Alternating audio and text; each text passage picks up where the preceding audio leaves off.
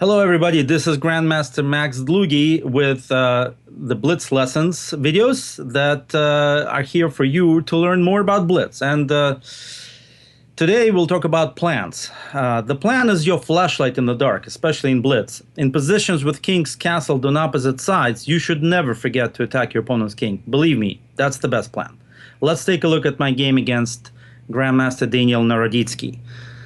E4, he has white in this game. C5, knight f3, d6, d4, knight takes d4, knight f6, knight c3, and knight c6. The four knights Sicilian, and of course white has many plans here.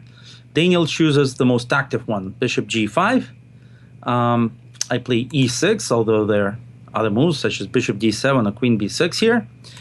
Queen d2, a6, castles, and h6. We have the Richter Rouser, the classic Richter Rouser, which I've played for many years when I was an active professional chess player against all kinds of players, including five-time world champion Anand.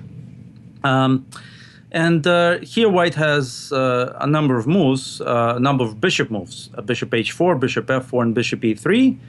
As far as that goes, probably bishop e3 is the most topical, or used to be the most topical when I was playing chess, but since the advent of engines, the engines figured out a way to start a plan that attacks black immediately. And it starts with a move that has not even been looked at by the classics of chess, such as Botvinnik, who used to play this as black. It's the move knight takes knight. White abandons the center to start an immediate attack on black's king side. Let's see. And I'm trying to understand what that is. Pawn takes knight, and now bishop f4, forcing black to move his d pawn, because obviously if he just plays e5, for example, bishop takes e5 would win a huge amount of... It would basically finish the game, because the pawn cannot take the bishop as it's pinned. So e5 is bad, therefore black plays d5, and now white plays queen e3, a move that starts the pin on the d file and allows white to start launching this attack on the king side as quickly as possible. That's what the computers figured out, and this is why this became and actually probably the #1 plan against the a6 h6 setup for black. Okay, here I played bishop b4. I have actually experimented for a while with the move queen a5. But then I decided to take a look at the main line, which is bishop b4. Bishop e7 is another possibility for black. White plays a3. This move is absolutely fine. In fact, white has a choice whether to play this position with a3 or without a3. And this is, I would say, seen in about 50% of the games to play it with a3. And bishop a5. Now, the main move for white is simply bishop e2, starting to prepare this attack later with e5 and h4, g4, g5. But here, Daniel surprised me with the move h4. And since I was actually streaming this game, commenting on it as it was going on, which gave me a bit of a disadvantage, I didn't really have time to focus on the difference between this move and the move bishop e2. Otherwise, I may have looked at the move bishop b6 more carefully, trying to dislodge the queen from this strong outpost on e3, because probably the move bishop e2 is meant to stop black going to h5. So after bishop b6, if white does play queen g3, which is the very strong square to attack, of course, black would have knight h5. This is the reason why h4 is played instead of bishop e2. Still, since I was in a bit of a hurry, I simply missed, I would say I didn't miss bishop b6, but I thought, well, what would happen if on bishop b6, for example, white delays queen g3 and plays queen f3? Maybe that's a good move. Couldn't figure that out, didn't want to spend time on it, and I castled. In general, if you kind of feel comfortable with what you're doing, don't spend too much time in a blitz game. 1 minute spent in a blitz game is equal to a pawn in my book. So if you spend an extra 30 seconds, that's like giving up half a point in engine power, and that's quite a bit. So castles, as it turns out, there were only 2 games played with h4. I looked it up on the database, and in both games, black castled, and then the games went on and to draws in both cases. In any event, probably now, if someone plays h4 against me in a tournament game, I'll do something else. But meanwhile, just castle. So now Daniel really surprises me with the move f3, because that's not the way to start the attack here. The way to start the attack is to play e5, and then when the knight retreats to h7 or d7, and that of course depends on sort of my feel of what should be done here, but let's say knight d7, then white could play all kinds of moves. He could even sacrifice on h6, as I believed happened in one of the two games that I mentioned. In the other game, white played rook h3 to try to bring the rook to this strong attacking square. In any case, both games ended in draws, although who knows what is actually going on in the position. But this was definitely the way to play, in my opinion. f3 is a bit slow. It's a new way of going for the attack here. But in any case, here I decided to save a tempo by moving my knight away from f6. As I understand, I will be attacked anyway, either with g4, g5, or e5. So why don't I, quote-unquote, pre-move, get my knight away from there as quickly as possible, saving an important tempo for my play. Of course, now I'm threatening e5 followed by d4. I mean, this is a very strong idea. So white has to move his bishop from f4. Taking on h6 now does not make sense because my queen has access to f6. So he goes in. He goes to bishop to d6. I simply move my rook and he plays knight a4. Although this move is supported by engines, let's put it this way, I think white had to play g4. I think he had to throw caution to the winds and just start his attack, whatever the cost, because this is just going to be a way of playing against my plans. And really, if white doesn't start his own plan, at some point, he won't be able to hold me off with such a strong center. And I will inevitably move up and to start attacking his king, which is exactly what happened. But here I actually made a very rushed move. I played bishop c7, getting rid of this bishop, completely missing white's reply. Now, what should I have done? I think I should have played knight b6 to trade off some pieces. After knight takes knight, bishop takes knight, bishop c5, bishop takes, and let's say queen c7, eyeing the f4 square. So stopping some of these tricks that white might have. For example, pawn takes pawn, pawn takes pawn, rook takes pawn, queen f4 check, rook d2, and goodbye, my friend, rook e1 mate.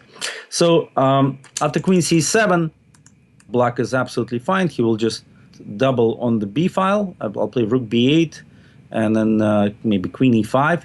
And eventually I'll start moving this pawn mess, the c, d, and e pawns. And I think only black could be better here. So knight b6 would be a move that would flow the game in the right direction.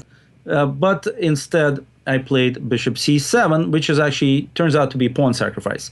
So white takes the bishop, and then he actually misses his chance, which is to take on d5.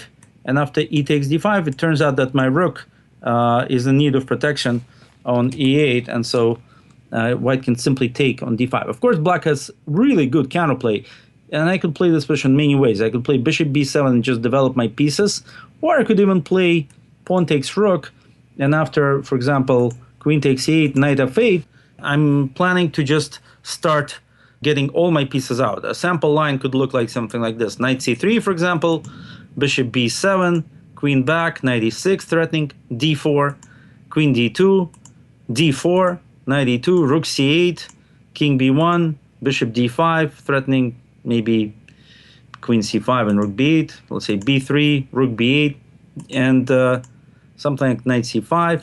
And you can see that black has quite a bit of an initiative here, already threatening to take on b3 probably. The computer is kind of starting up with a nice evaluation for white, but then as you make those moves, the evaluation gets back to about equal. So yeah, definitely black has compensation, but definitely white should have taken this pawn. I think he missed it. I think that's what happened, and that's not. I mean, that is of course plausible explanation because it's not often that the rook on e8 is so unprotected. Anyway, instead of e takes d5, white played this horrible move, knight c5. That is going to be pinned up in knots. Queen b6. What a horrible pin for white. And now, of course, black's plan of just continuing to attack on the queen side is coming to fore. b4, a5. Let's open up the game. Let's exchange pieces and pawns and anything we can to open up all our pieces and get this game over with. Queen c3, he moves away from the pin. I take, and I take on c5. Now, this is an interesting, sort of a typical dilemma, almost like a prisoner's dilemma here for white, because if he takes with the queen, he knows he's going to lose the c-pawn, even though the ancients actually say don't trade queens after queen takes c5, just move the queen away and mate the guy. But certainly after queen takes c5, any human can see, any human grandmaster for sure, that after rook a5, black is simply going to be pawn up, and white will be suffering in a objectively lost endgame because there's just so many pawns on the board left.